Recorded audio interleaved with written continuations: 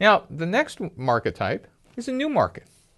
Customers don't exist today. That's the real questions are, if they don't exist, how will anybody find out about you, and how will they even become aware that they need to be in this new market? And by the way, how do you know the market size of something that doesn't even exist today? The market size is 0. And what factors should you create that the industry has never offered? Now, a way to look at this is take a look at the chasm. Man, this is scary. That is, you can sell to the crazy people all you want, the early evangelists, the early adopters, and that's nice, but you'll have a small business until you figure out, how do we get the masses to adopt? And here's what that hockey stick sales curve looks like.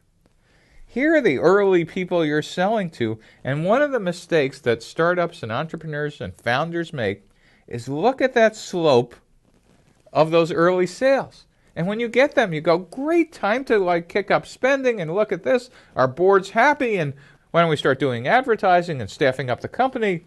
But then it kind of declines, and people scratch their head going, what's going on?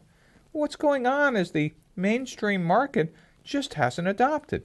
And this might go on for years and never kick in, but if you're lucky, you'll hit a tipping point and market adoption happens. And when it happens faster than you can imagine. But at times, it takes longer to get there than you can imagine. So in a new market, one of the things you need to be thinking about is there any possible way to move this curve in? There's a couple of really interesting things to notice about a new market. One is, this valley of death of almost no sales can continue for years. Now, why is this important to know? Well, just imagine you're a startup and you've put together a nice financial forecast for your board and your investors, and they all believe that you are in an existing market. So they're expecting you to have revenue that increases every year.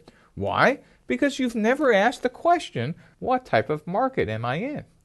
Now, if you're in a new market, you now know that it's quite possible that you might have a curve that doesn't look like this, but actually is flat for a long period of time.